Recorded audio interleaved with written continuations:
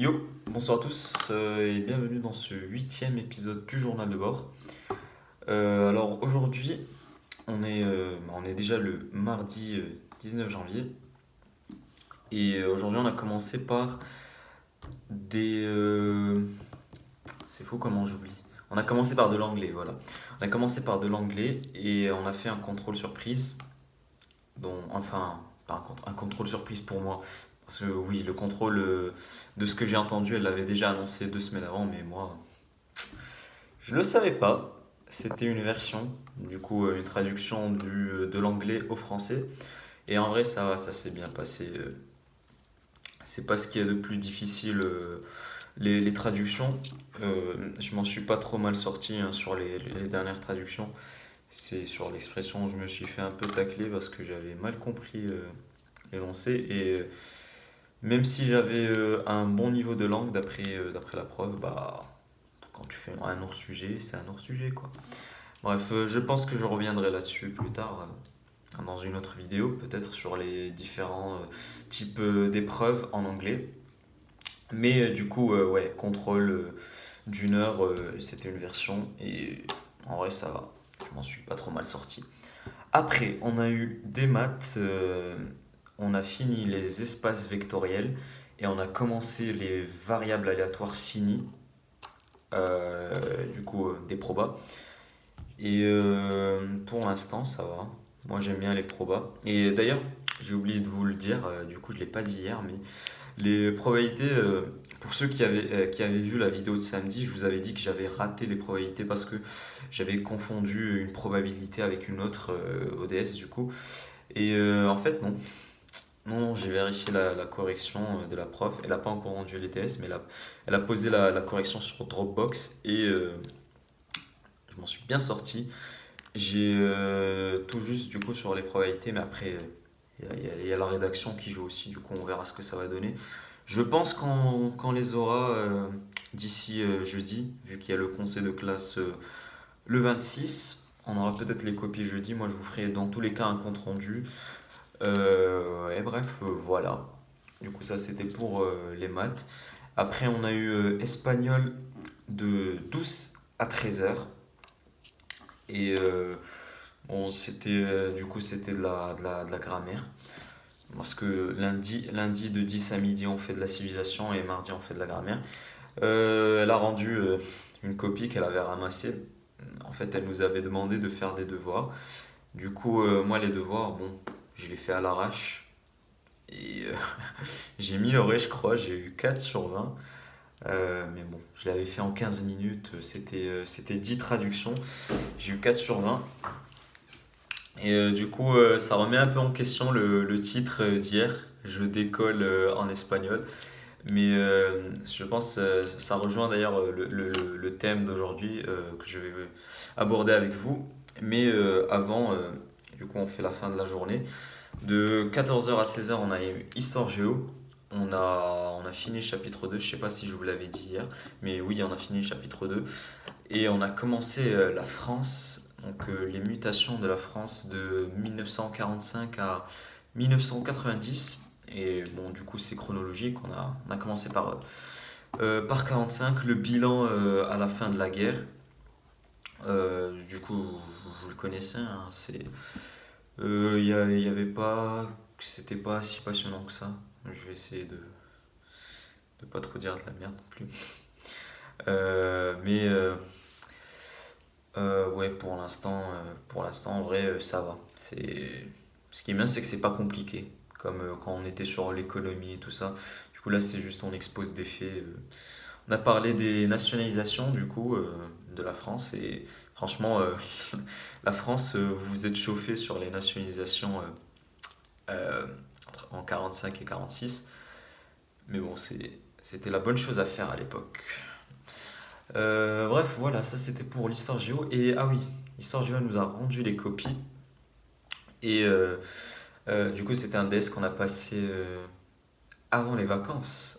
Avant les vacances, et je pense même 2 semaines avant les vacances. Du coup, ça fait, je sais pas, ça fait un mois et demi après qu'il nous le rend. Euh, j'ai eu 7 plus, mais en sachant que j'ai fait un hors-sujet à moitié. En fait, je vous explique. C'était un sujet sur le capitalisme et le socialisme de 1945 à 1973 en excluant l'URSS. Du coup, moi, j'ai vu exclure l'URSS et, et merde. Voilà. Bah, super. Faut que je m'achète un trépied. Et j'ai vu ouais, URSS exclu et moi j'ai exclu aussi les PECO, donc les pays d'Europe centrale et orientale. Parce que je me suis dit, c'est un sujet sur le socialisme, et pour moi, le socialisme et poser le socialisme et le capitalisme, ça revenait surtout à montrer comment il pouvait y avoir une forme de coexistence du capitalisme et du socialisme. Du coup, j'ai parlé bon, du welfare state, les politiques sociales dans les pays développés à économie de marché. Et donc, ça, c'était bon, ça, c'était bon. Mais j'ai pas parlé des PECO. J'ai réussi à faire tout un sujet où il y a le socialisme sans parler des PECO. Et ça, il a dit le prof, il l'a dit à un moment, il a dit avant qu'il rende les copies. Il a dit il y a 4 ou 5 élèves qui ont réussi sur les deux classes, donc 90 élèves, même plus, qui ont réussi à ne pas parler des PECO. Et je faisais partie de ces 5 élèves. Mais bon, 7 plus, je me dis que si j'en avais parlé, j'aurais pu avoir une meilleure note, quoi. Ça, c'est sûr, quoi. Et en plus, j'étais satisfait de ma performance au DS dans la mesure où c'était la première fois où j'arrivais à boucler un DS sans bâcler la conclusion et en présentant une copie propre. Du coup, ça c'était déjà une petite avancée. La prochaine fois, il faudra juste que je me trompe pas sur l'énoncé. Et bref, du coup, DS d'histoire géo, copie d'histoire géo et copie d'espagnol. Donc c'est deux mauvaises notes que j'ai eues aujourd'hui. Et ça va rejoindre le thème que je voulais aborder avec vous aujourd'hui, c'est comment appréhender les mauvaises notes en prépa. Euh, et tout d'abord, ce que vous devez savoir, enfin, si vous n'êtes pas en prépa, c'est que vous allez perdre des points. Et en fait, faut comprendre qu'en prépa, c'est pas que les profs sont injustes, c'est qu'on vous note à votre juste valeur. Parce que le niveau d'exigence entre la terminale et la prépa, il va augmenter. Et du coup, si vous faites de la merde, c'est que c'est de la merde. On va pas vous mettre une bonne note, on va pas vous mettre un 14 alors que vous avez fait un hors sujet comme moi. Enfin, même en terminale, voilà, on vous mettait pas 14 mais on vous mettait déjà la moyenne. Alors que là, oui, je suis tout à fait conscient que faire un hors sujet, bon, même si c'est pas complètement un hors sujet, comme ça mérite pas la moyenne, clairement. Et du coup, quand tu pars avec cette mentalité que tu reçois les notes que tu mérites, bah déjà ça te permet de mieux appréhender les notes. Et en plus, il faut savoir que du coup, en prépa, les notes sont pas du tout constantes, ça fluctue constamment. Il n'y a qu'à voir hier, du coup, en colle, bon, c'est une colle, mais en colle, j'ai eu 11 en espagnol, j'ai majoré mon trinôme de colle, et le lendemain, je minore. Et est-ce que c'est un problème pour autant? Non. Non, non, il y a des exercices sur lesquels tu es bon à un moment donné, sur lesquels tu es un peu moins bon. Et ce qu'il faut faire, c'est toujours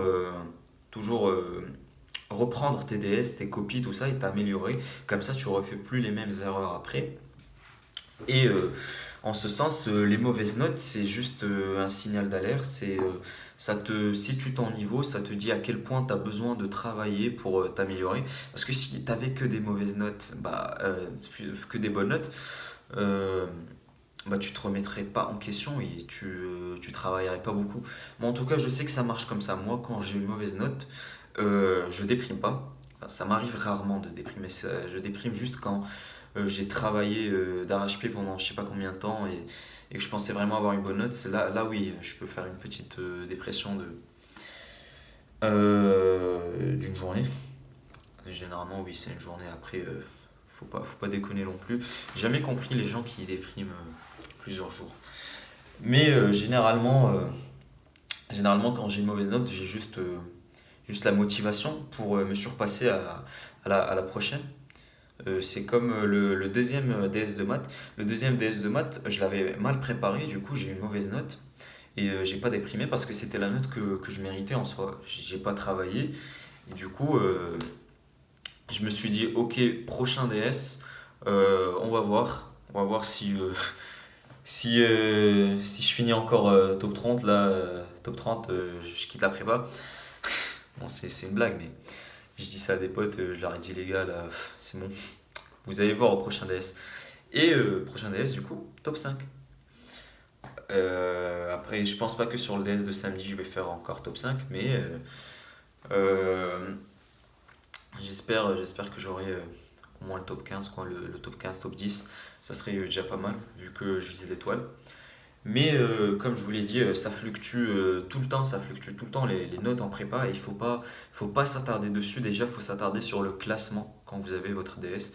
Mais ça, vous le comprenez dès les premières semaines en prépa. Vous comprenez que c'est le classement qu'il faut voir.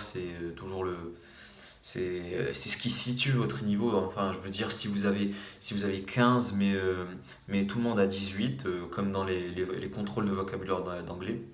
Les premiers contrôles de vocabulaire d'anglais, j'avais eu 13 ou 14, mais tout le monde avait 18 parce que tout le monde tryhard les contrôles de vocabulaire d'anglais. Ça, j'ai jamais compris pourquoi ils apprennent tous les mots. Mais bref, si vous savez euh, que vous progressez, si au fond de vous, vous savez que vous progressez, mais c'est juste que à ce moment donné, vous n'étiez pas, vous étiez pas optimalement entraîné, ou vous n'étiez pas dans des conditions optimales, c'est bon, normalement, il y a pas de quoi, pas de quoi déprimer. En tout cas, ça, c'est ma vision des choses. Moi, les notes en prépa, je les vis bien, plus qu'en terminale, parce qu'en terminale, il y avait Parcoursup. En terminale, oui. Euh, je me rappelle, mes potes, ils m'insultaient toujours parce que quand je finissais top 2 ou top 3 d'un test de maths, du coup, je rageais. Parce que je savais vraiment que si je voulais avoir une bonne prépa sur Parcoursup, il fallait que je finisse top 1. Mais en prépa, déjà, ça, c'est un gros soulagement, c'est que les notes, c'est bon, tranquille. L'important, c'est de travailler. Bien sûr, faut avoir l'étoile, mais ça dépend du classement et vous n'avez pas besoin d'être le meilleur. Vous avez juste besoin de progresser, de ne pas être trop mauvais. Mais sinon, en soi, en prépa, il y a pas une grosse pression vis-à-vis des notes. Après, c'est sûr que si vous êtes minorant, là, ça pose un peu problème. Mais si vous faites des progrès, quel que soit minime soit vos progrès, c'est pas grave. Vous progressez et vous avez 2 ans de prépa. Et dites-vous que la progression, c'est une courbe exponentielle. Ça commence doucement et puis ça augmente. C'est comme moi dans mes cols d'espagnol.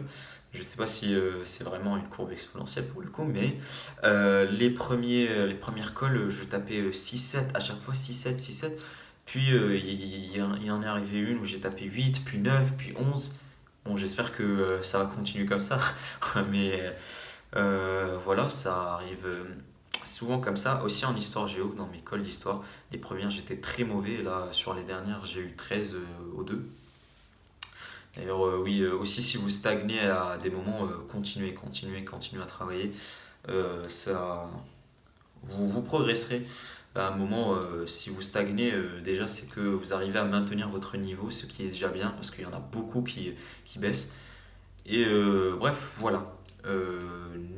N'accordez pas trop d'importance aux notes et toujours essayer de tirer le meilleur parti de vos copies et de vos DS. Ça sert clairement à rien qu'un prof vous corrige votre copie pour que vous la jetiez juste après. Faut toujours se remettre en question, enfin remettre en question ses méthodes, ne pas se remettre en question soi-même dans le sens où se dire ah je suis nul parce que non vous n'êtes pas nul si vous êtes en prépa déjà c'est que vous avez été sélectionné parce que vous avez des capacités. Là ce qu'il reste à faire c'est juste de les exploiter. J'ai réussi à faire une vidéo de 14 minutes 30, j'étais parti pour en faire une de 10. Du coup j'imagine que le watch time encore vous allez quitter bien avant. Euh, Si tu restes jusqu'à la fin, marque fromage en commentaire. Ça serait sympa. Mais bon, il n'y a personne qui va arriver jusqu'à la fin. Mais peut-être dans quelques mois, marque fromage et je likerai ton commentaire et on verra. Bref, vas-y, sur ce, je vous souhaite une bonne soirée et à demain.